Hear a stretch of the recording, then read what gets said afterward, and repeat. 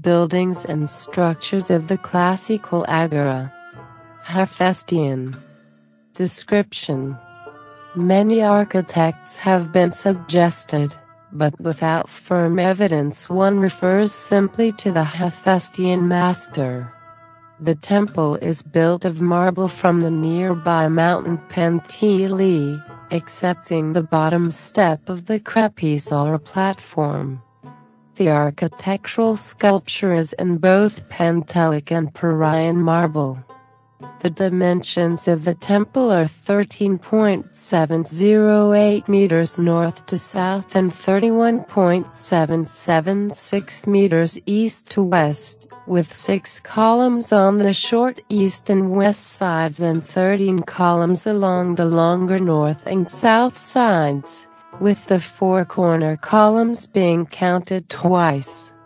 The building has a pronaos, a cella housing cult images at the center of the structure, and an opisthedomos.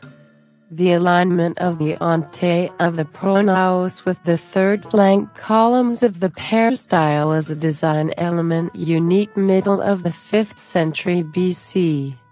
There is also an inner Doric colonnade with 5 columns on the north and south side and 3 across the end, with the corner columns counting twice.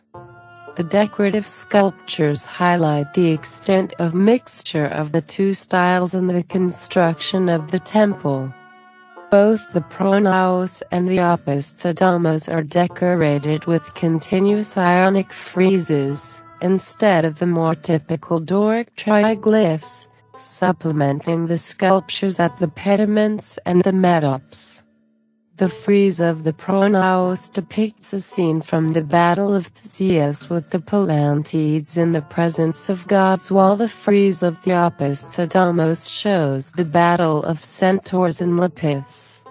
Reconstructing the themes of the pediments is difficult due to the fragmentary nature of the surviving remnants.